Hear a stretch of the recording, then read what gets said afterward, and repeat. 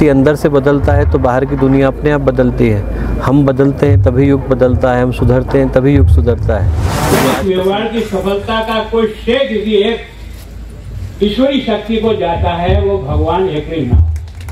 इस प्रकार ये भूमि इतनी बड़ी है कि शांति कुंज के बाद में मुझे लगता है कि ये सेकंड शांति कुंज होगा, जो इस पूरे राजस्थान के क्षेत्र के लोगों के लिए बहुत ही मतलब वो आस्था का केंद्र होगा। संकल्प श्री राम शर्मा के मन की बात को सीपी जोशी जी ने जमीन पर उतारने का प्रयास किया, मैं उनका बहुत अभिनंदन करता हूं। कहां से योग बनता है ये सब प्रभु करता है। मैं समझता हूँ ऐसा अद्भुत स्थान जो आगे 50 साल में बनेगा, जिसकी आप कल्पना नहीं कर सकते। तो मेरी सफलता के पीछे बीज रूप 2 मंत्र मैंने, शांति कुंज, हरिद्वार, युग निर्माण योजना मथुरा, ये भी है युग निर्माण योजना मथुरा। कहते हैं साधकों के संकल्प अधूरे नहीं रहते। जी हाँ, प्रकृति भी उसे पूरा करने में पूरा सहयोग देती है। कुछ ऐसे ही साधक की परिकल्पना, एक संकल्प साकार होता हुआ राजसमंद जिले के नाथद्वारा में दिख रहा है, जहाँ पर करीब 45 साल पहले माँ गायत्री के परम भक्त देवलोकी पंडित श्री राम शर्मा ने एक संकल्प लिया था। उस संकल्प में पुष्कर के सहित राजस्थान में 24 गायत्री धाम बनाने हैं। राजस्थान में उसमें पुष्कर सहित नाथद्वारा का गायत्री धाम भी शामिल था। लेकिन समय के साथ जैसे ही आगे बढ़ता गया समय और राजसमंद में गायत्री धाम का निर्माण हो गया, उसके बाद कहीं न कहीं नाथद्वारा में जो गायत्री धाम की जो संकल्प था वो एक बार धीमा पड़ गया। लेकिन कहते हैं समय चक्र लगातार चलता गया और ठीक 45 साल बाद अब राजसमंद से भी कई भव्य तरीके से नाथद्वारा में गायत्री धाम का निर्माण होने जा रहा है। उसका शिलान्यास आज नाथद्वारा के पास उलपुरा गांव में हुआ, जहां पर कार्यक्रम में मुख्य रूप से चारभुजा के रोकड़िया हनुमान मंदिर के महंत मोनी बाबा और गणेश टेकरी के महंत ज्ञानानंद जी महाराज के सानिध्य में यह कार्यक्रम आयोजित हुआ। इसके अलावा गढ़वाड़ा की माता कंकु केसर का सानिध्य भी इसमें मुख्य रूप से अहम रहा। संतों के साथ कई राजतंत्र, लोकतंत्र और अर्थतंत्र से जुड़े कई हस्तियां इस कार्यक्रम में शामिल हुई। क्षेत्र के लोग भी इसमें शामिल हुए। सर्व धर्म सर्व जाति के लोग इस शिलान्यास कार्यक्रम में शामिल हुए। जो भी लोग इसमें शामिल हुए, हर एक व्यक्ति ने इस निर्माण में अपनी एक ईंट उसमें रखी और वह ईंट विधिवत उसका पूजन किया गया। पूजन के बाद विधिवत तरीके से गायत्री माता मंदिर के निर्माण में अपना अपना सहयोग प्रदान किया। इसके अलावा भी कई प्रत्यक्ष और अप्रत्यक्ष तौर पर भी लोगों ने इसमें आहुति दी। इसमें मुख्य यजमान के तौर पर मिराज समूह के CMD मदन पालीवाल का अहम रोल रहा। उन्होंने भी इसके निर्माण में अहम योगदान की बात कही है। यह करीब 200 करोड़ का प्रोजेक्ट है, जिसमें सर्व समाज के लोगों की सहभागिता है। कई लोगों का श्रमदान है, कई का समयदान है, कई लोगों का अर्थदान है और इस तरह से सर्व धर्म सर्व जाति के लोग इसमें शामिल हो रहे हैं और इस पुनीत कार्य में सहयोगी भी बन रहे हैं। गायत्री धाम के निर्माण को लेकर आज सुबह 8 बजे से ही वहां पर अखंड जप का दौर शुरू हो गया। उसके बाद वहां पर 9 कुंडीय गायत्री महायज्ञ हुआ और उसके बाद सामूहिक ईंट पूजन, भूमि पूजन और शिला स्थापना की रस्म निभाई गई। वैदिक मंत्रोच्चार के साथ विधिवत तरीके से गायत्री माता के मंदिर के लिए शिला रखी गई। वहाँ पर पंजाब के राज्यपाल गुलाब चंद कटारिया, पूर्व विधानसभा अध्यक्ष डॉक्टर CP जोशी और देव संस्कृति विश्वविद्यालय के प्रतिकुलपति और अखिल विश्व गायत्री परिवार शांति कुंज हरिद्वार के युवा प्रतिनिधि डॉक्टर चिन्मय पंड्या जी, इसके अलावा राज्यसभा सांसद चुन्नीलाल जी गरासिया मौजूद थे, कांग्रेस के जिलाध्यक्ष हरि सिंह राठौड़ मौजूद थे, भाजपा के जिलाध्यक्ष मान सिंह बारट मौजूद थे, कांग्रेस के वरिष्ठ नेता देवकीनंदन गुर्जर, पद्मश्री श्याम सुंदर पालीवाल, गांवगुड़ा के समाजसेवी व उद्योगपति चंद्रशेखर पुरोहित, उनके सानिध्य में शिला रखी गई और शिला रखने के बाद एक विशेष समारोह का आयोजन हुआ। उस समारोह में सभी संतों अतिथियों ने गायत्री परिवार के इस पुण्य कार्य में तन मन धन से सहयोग की बात कही। कार्यक्रम में मुख्य रूप से डॉक्टर चिन्मय जी पंड्या का सानिध्य मिला, उनका आशीर्वचन मिला और उनके उद्बोधन के बाद विधानसभा के पूर्व अध्यक्ष डॉक्टर सीपी जोशी और पंजाब के राज्यपाल गुलाबचंद कटारिया ने भी इस पूरे कार्यक्रम को लेकर अपनी बात रखी। कटारिया ने कहा कि मैं भी एक गायत्री परिवार का सदस्य हूँ। अभी भले ही मैं राज्यपाल हूँ, लेकिन पहले मैं गायत्री परिवार का सदस्य हूँ और इसी के नाते मैं आज इस कार्यक्रम में भी उपस्थित हूँ। गुलाबचंद कटारिया ने खास तौर से डॉक्टर सीपी जोशी के प्रयासों की सराहना की और आभार भी व्यक्त किया। उन्होंने कहा कि यह एक पुनीत कार्य है जिसके लिए डॉक्टर सीपी जोशी ने अपनी भूमिका का निर्वहन किया, उन्होंने यहाँ जगह दिलवाई। इसके लिए मैं डॉक्टर सीपी जोशी का आभार व्यक्त करता हूँ। इस तरह से गुलाबचंद कटारिया ने बताया कि ऐसे पुण्य कार्य के लिए सभी को आगे आने की ज़रूरत है और मेरा भी यह सौभाग्य है कि मैं भी यहाँ इस कार्यक्रम में शामिल हुआ।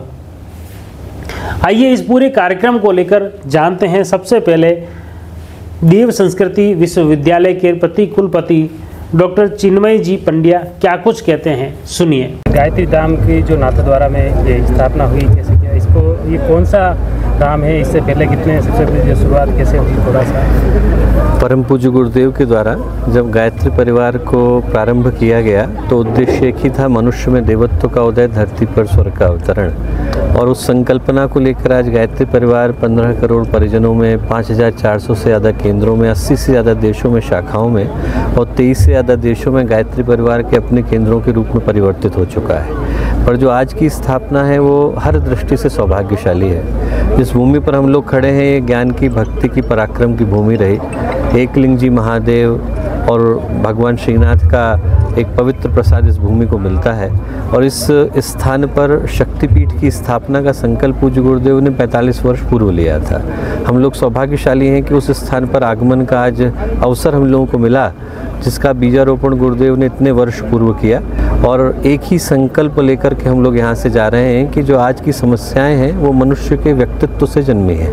यदि व्यक्ति अंदर से बदलता है तो बाहर की दुनिया अपने आप बदलती है। हम बदलते हैं तभी युग बदलता है, हम सुधरते हैं तभी युग सुधरता है। तो जो आज का संकल्प है वो यही कि इंसान के व्यक्तित्व का, उसके जीवन का भावनात्मक नवनिर्माण हो सके, एक नए तरीके के इंसानों को गायत्री परिवार पैदा करने में, बना पाने में, उनको आगे उठा पाने में सक्षम हो सके, यही आज की पुकार है, ये आज का संकल्प है। किसकी तर्ज पर यहाँ पर निर्माण होगा, किस तरह से, थोड़ा सा तर्ज एक ही है जो गुरुदेव ने सदा से दी, स्वस्थ शरीर स्वच्छ मन सभ्य समाज। तो जो पहला चरण है वो यहाँ पर स्वस्थ शरीर का है कि यहाँ पर उन विधाओं को लेकर जो भारत की वैकल्पिक चिकित्सा पद्धति रही और समग्र रूप से व्यक्ति को नया जीवन कायाकल्प करने का कार्य करती हैं, उन पद्धतियों को सबसे पहले आरंभ किया जा रहा है। उनके साथ साथ स्वच्छ मन का संकल्प है, उपासना साधना आराधना के माध्यम से समाज का नवनिर्माण हो। उसके साथ साथ सभ्य समाज का संकल्प है, दुष्प्रवृत्तियों के उन्मूलन का, सत्प्रवृत्तियों के संवर्धन का कार्य यहाँ से संभव हो।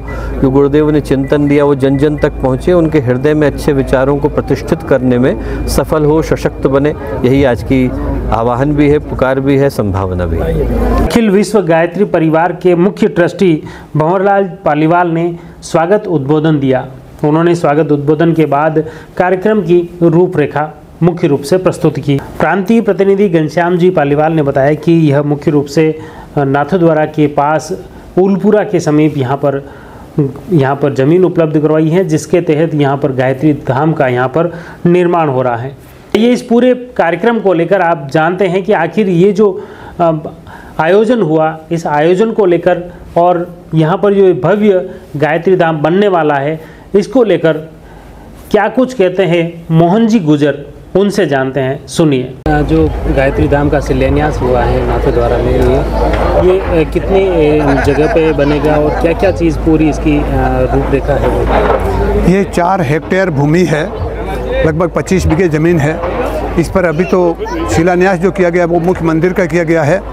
इसके बाद में इसके साथ में यज्ञशाला बनेगी, एक शिव मंदिर बनेगा, एक वेद विद्यालय बनेगा, एक स्वावलंबन बनेगा, स्वावलंबन का कार्य महिलाओं का वो भी बनेगा, गौशाला बनेगी और कॉटेज और आवास और इस प्रकार जो बाहर से आने वाले जो परिव्राजक हैं उनके लिए भी आवास बनेगा।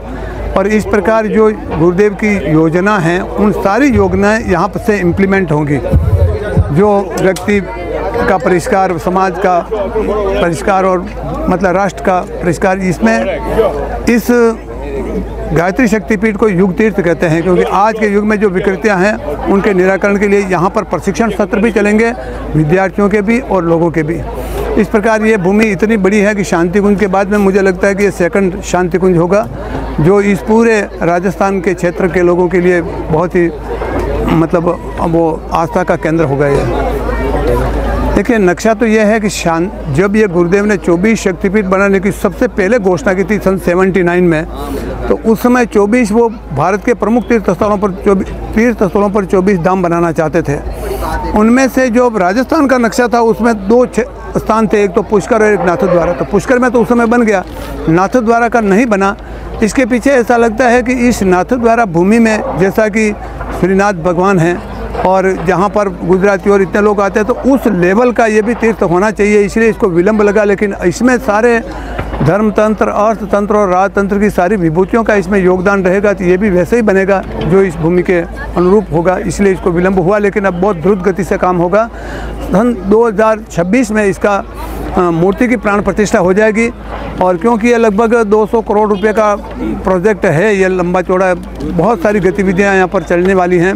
100 सूत्री युग निर्माण योजना के काम इसमें चलेंगे, तो ये तो काम धीरे धीरे होता रहेगा, लेकिन फिर भी अभी ये अपनी द्रुत गति से ये काम शुरू हो जाएगा। आज शिलान्यास हुआ है। इसमें मेवाड़ के सभी जो संत हैं उन सभी संतों का भी यहाँ पर आगमन हुआ।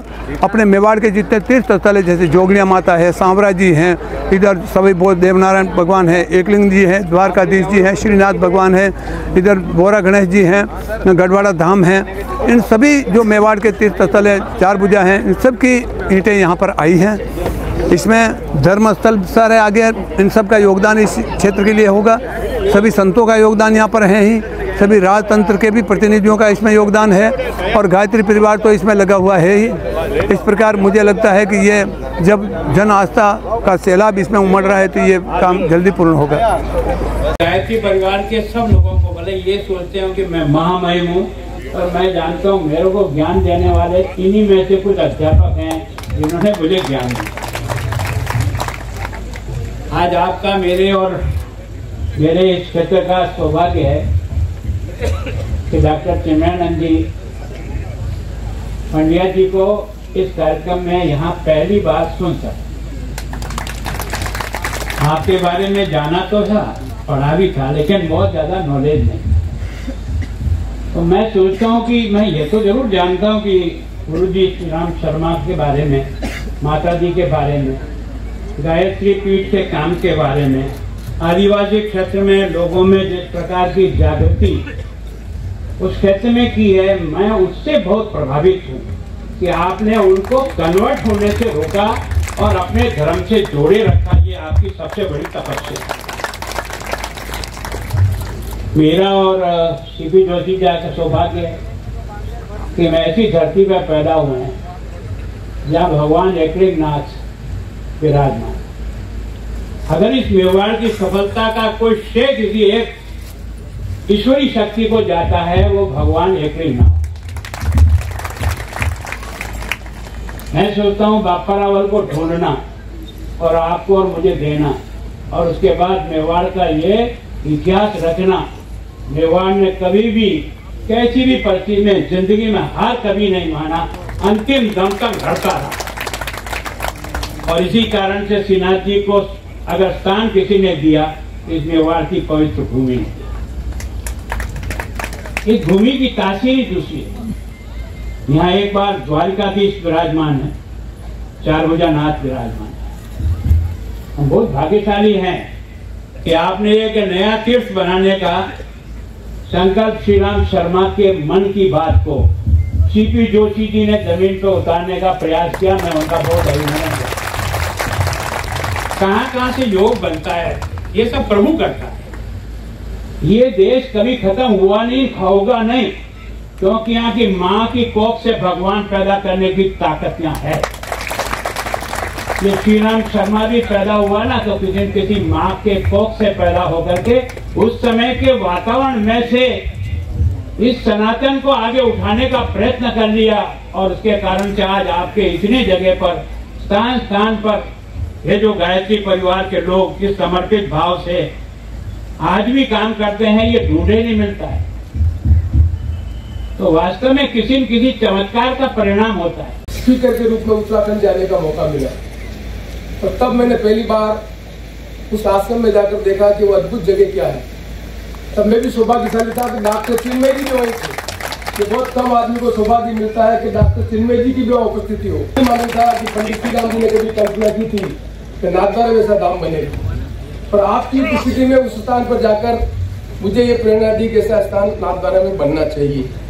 और मैं सौभाग्यशाली हूँ कि क्षेत्र का विधायक उस समय होने के नाते राजस्थान सरकार से किस स्थान का चयन करवा सका और इस अद्भुत स्थान को बनाने का काम कर सका। मैं आज जब पहली बार यहाँ पर आया और अभी मैंने काव्य सुना तो इस स्थान की जो महत्ता है उत्तर दक्षिण पूर्व पश्चिम, मैं समझता हूँ ऐसा अद्भुत स्थान जो आगे 50 साल में बनेगा जिसकी आप कल्पना नहीं कर सकते। हाँ, जो आपने बताया ना कि भाई निदर्शन करना, सभी आज के लोग यहाँ जी रहे हैं, इसलिए मैंने इसको खुला कर हृदय से कोई जीता नहीं है, अंदर कोई झांकता नहीं है। पर उपदेश कुशल बहु तेरे जे आतरी जे लग्न बने। दूसरों को उपदेश देने में लोगों को, पर अच्छा भी है सर मेरे लिए कि निंदक नीरे राखी आंगन कुटी छवा, बिन साबु बिन पानी निर्मल करे सुभार। तो मेरा स्वभाव भी आसपास से निर्मल होता रहता है, बिना पानी लगे बिना साबुन, जो मेरे में कुछ कमियां होती है वो आंगन में कुटी जो छवा रखी है उसमें जो रहने वाला व्यक्ति मुझे सावधान करता रहता है, मैं सावधान हो जाता हूँ। तो मेरी सफलता के पीछे बीज रूप 2 मंत्र मैंने, शांति कुंज हरिद्वार युग निर्माण योजना मथुरा, ये भी था युग निर्माण योजना मथुरा, और शांति कुंज हरिद्वार, ये मेरे जहन में मेरे अंदर बीज रूप में है जिसका पेड़ आपके सामने खड़ा है। तो आप भी ऐसा तत्व इस संस्था से चुन ले, काफी है। 2 मंत्र मेरे लिए काफी है। आप चाहें तो आपके लिए 1 मंत्र ही काफी हो सकता है। तो बस इससे ज्यादा मैं कुछ कहूंगा नहीं, और सबका धन्यवाद। सभी लोगों ने एक संकल्प दोहराया अंत में कि इस पुनीत कार्य को जल्द से जल्द पूरा करने के लिए हर संभव हर परिवार इसमें सहयोगी बनेगा। निश्चित तौर पर इस पुनीत कार्य में सकारात्मक ऊर्जा देने वाले ऐसे धार्मिक आयोजन में हर व्यक्ति को सहभागी बनने की ज़रूरत है।